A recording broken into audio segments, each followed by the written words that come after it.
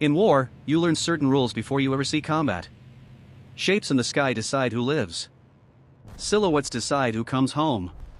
And in 1944, one pilot broke that rule so completely that his own side tried to bring him down before he ever reached safety. It started with a crash that didn't kill him. His fighter went in beyond friendly lines, somewhere among hedgerows, broken trees, and muddy fields that looked peaceful only from a distance. Smoke hung low. The air tasted of fuel and damp earth. When he crawled out, his ears rang and his hands shook, but he was alive. Behind him, his aircraft was done, twisted metal and a dead propeller. No radio worth trusting. No escort. No guarantee anyone even knew where he had gone down. In a war like this, a man on foot could vanish between front lines like a dropped match. So he moved. He kept low, used cover, and watched the sky through branches. Every engine note overhead made him freeze. Every distant shout tightened his throat.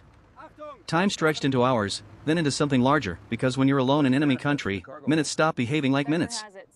Then he saw it, an airfield. Not a grand fortress, just a strip of hard ground, a few hangars, trucks, and men walking with routine confidence. A place where war looked organized, even normal, if you ignored the rifles and the alert eyes. And near the edge of the field sat the machine that changed everything. A Focke-Wulf Fw-190. Even at a distance, it looked aggressive, wide stance, heavy nose, the kind of aircraft that seemed built for close, violent work. Every Allied pilot knew its shape. Every Allied pilot had been taught one reflex: if you see an Fw-190, you do not hesitate. He stared at it, and something cold and simple formed in his mind. It was a door. A door out of the ground war and back into the air, if he could open it without being seen. He waited and watched. He learned the rhythm of the field, men turning their backs at certain moments, trucks blocking sight lines, the lazy posture of a guard who had grown used to days without surprises. War makes people sharp, but it also makes them tired, and tired men miss small things. When the chance came, it didn't arrive like a trumpet. It arrived like a crack in a fence. A truck rolled by. A mechanic climbed down from a ladder. Someone shouted and heads turned for half a second. He moved. Low. Fast. Quiet. He crossed open ground without looking like he was running, because fear is loud and confidence is camouflage. His boots sank into dirt. His mouth went dry. He felt every step as if the earth might betray him with noise. Then he reached the Fw-190 and slipped into its shadow. Up close, it was worse and better than he expected. The metal smelled of oil and hot machinery. The canopy frame felt unfamiliar. The cockpit was a different universe, German labels, different instrument layout, a language he couldn't read in the moment. If he did this wrong, the engine would cough, stall, and every man on the field would look up at once. He forced his hands to be steady. Throttle. Switches. Fuel. Magnetos, by instinct, by training, by memory of intelligence briefings that had suddenly become real. He breathed in once, slow, and started the engine. The Fw-190 woke with a rough, deep growl and unfriendly sound, as if the aircraft objected to who had touched it. The propeller became a disc. Heat shimmered in front of the nose. For a heartbeat, nothing happened. Then the airfield reacted. A head snapped up. Then another.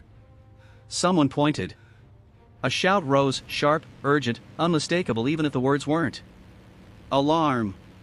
He taxied forward as if he belonged there, trying to look ordinary in an enemy cockpit. But the illusion lasted only seconds. Men began running. A guard lifted his rifle. Another waved frantically. The calm routine of the field cracked into motion. He didn't wait for the next decision. He opened the throttle. The Fw-190 surged forward, tail lightening as the aircraft gathered speed. The ground blurred dirt, grass, shadow, the edge of the strip rushing toward him. He felt the wheels bounce once, then settle as he held it straight. Gunfire cracked behind him. Tracers climbed from the field, desperate lines reaching upward. They didn't need to be accurate. One lucky hit in the wrong place would end everything. He pulled back. The wheels left the earth. For a sharp moment, there was only air, clean, cold, dangerous freedom. He stayed low, fast, hugging the ground the way the Fw-190 had been built to do. Hedgerows and roads flashed beneath him. The airfield shrank behind, swallowed by distance and dust. But the hardest part wasn't stealing the aircraft. It was flying it home. Because he knew what an Allied pilot had been taught. He knew the reflex drilled into every escort and every patrol. If you see an FW-190, you turn into it. You fire. You do not ask questions. He crossed the invisible line where the ground below began to look familiar, more friendly vehicles, different movement, the subtle order of territory held by his own side. Relief rose in him, just a little. Then he saw them. Two silver shapes cutting across the sky with hard confidence. P-51 Mustangs. They came in fast, sun glinting on their wings, closing like hunters who had already decided what they were looking at. For one heartbeat, he thought they were there to help. Then he saw the angle of their approach. They weren't escorting him. They were lining up to shoot. And in that instant, he understood the cruel price of his escape. He had outrun the enemy, only to become the silhouette his own side had been trained to destroy. The first burst missed, but it did the one thing it needed to do. It told him the truth. Those Mustangs weren't coming to identify him. They weren't coming to escort him. They had looked at the shape of his aircraft and made the only decision their training allowed. Enemy. He rocked his wings hard in exaggerated, almost desperate signal. Then he held a steady course and refused to turn toward anything valuable, hoping the pattern would look wrong to the men above him. An attacker doesn't fly like this. An attacker doesn't beg. The lead P-51 answered with another burst. Rounds cracked past the FW-190's canopy and vanished into the air ahead. A moment later the sound reached him, sharp and fast, the air itself seeming to tear. He flinched internally but kept his hands steady. In a cockpit, fear becomes movement. Movement becomes error. Error becomes a fall. He dove to the deck. The ground rushed up fields, hedgerows, narrow roads. He pushed the FW-190 into the low, fast flight it was built for, skimming the landscape where it was harder to track and harder to shoot without risking a crash. Above him, the Mustangs followed. They were faster, cleaner, and flown by men who had survived these skies by doing one thing well, acting first. Their engines howled as they traded altitude for position. They stayed disciplined, one pressing from the side, the other holding higher, waiting to drop in when the trap closed. Another burst came in. This time it found metal. The FW-190 shuddered, a harsh vibration running through the airframe. A strip of skin tore away and spun into the slipstream like a leaf. The aircraft kept flying, stubborn and angry, but he could feel the balance change. He could feel the machine becoming less forgiving with every hit. He needed to make them see. He searched the cockpit for anything that could speak louder than wing rocking. A flare pistol. A signal cartridge. Smoke. Anything. But this was a German cockpit. German storage. German logic. And he had seconds, not minutes. He made the only signal he could think of that no sane attacker would make. He reached for the landing gear. The lever was in a different place than he expected, and for a moment his fingers hesitated, because hesitation is death in a chase. He forced the motion and pulled. A heavy clunk answered him. Drag grabbed the aircraft like invisible hands. The nose wobbled slightly as the wheels began to come down. The FW-190 slowed. It was a terrible tactical move and a perfect message. An enemy fighter doesn't drop its gear while being hunted. He rocked his wings again, even harder, then held the aircraft as steady as he could with the added drag. The sea glittered ahead. The coastline was close now. He could almost see familiar buildings inland, the kind of shapes that meant home. The lead Mustang hesitated. Just a flicker, a tiny pause in the clean, lethal rhythm.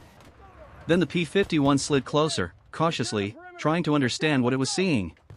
The second Mustang dropped a little, still ready to fire if this was a trick. He pushed the canopy latch. The slipstream fought him at once. The canopy shifted, stubborn, then cracked open enough to let the wind explode inside. The noise became physical, battering his face and tearing at his goggles. Cold air filled his lungs like water. He lifted one hand, palm open, an old, universal gesture. Stop! I'm not your enemy. For a long moment, the three aircraft flew like that, a captured German fighter with its gear down and canopy open, an American Mustang tied on its wing, another Mustang above, all of them suspended in a fragile, accidental truce. The lead P-51 edged closer, the pilot leaning forward, trying to see into the cockpit. And then, finally, the Mustang gave him an answer. A small, controlled wing waggle. Not an attack maneuver. Not a threat. Recognition. Relief hit him so hard he almost forgot to breathe. But the danger wasn't over. Fighters in the air could hesitate. Ground guns could not. Below them, friendly territory was waking up, men pointing, crews moving, anti-aircraft mounts swiveling toward the incoming silhouette. From the ground, nobody would see a face in a cockpit. Nobody would notice a half-open canopy. They would see only the outline of an FW-190 crossing the sky. And outlines were what started funerals.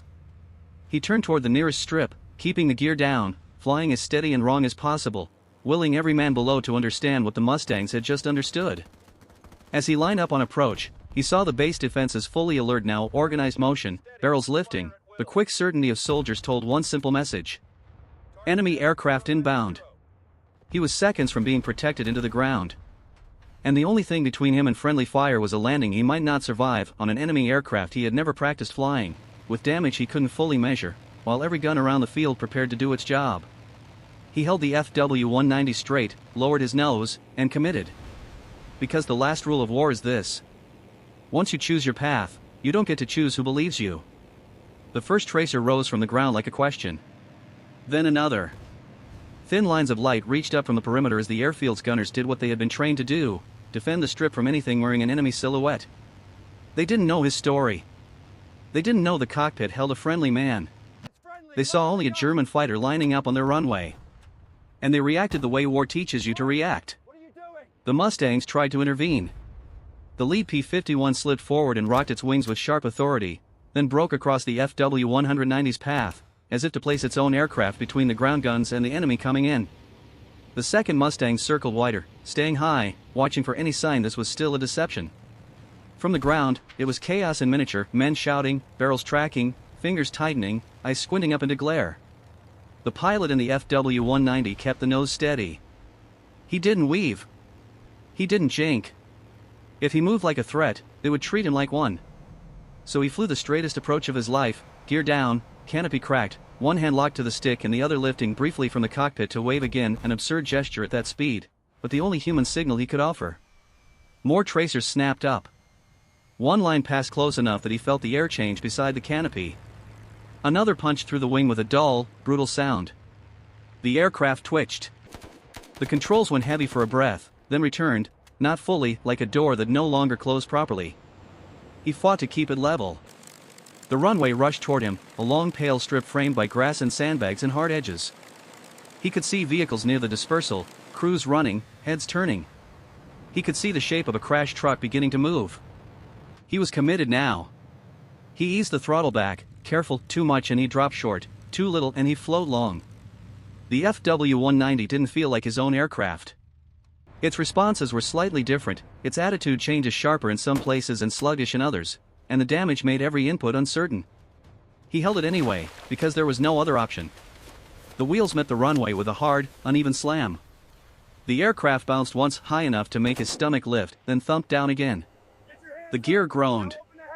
He rode it out, fighting the tendency to drift, correcting with the rudder as the fighter tried to pull away like a stubborn animal.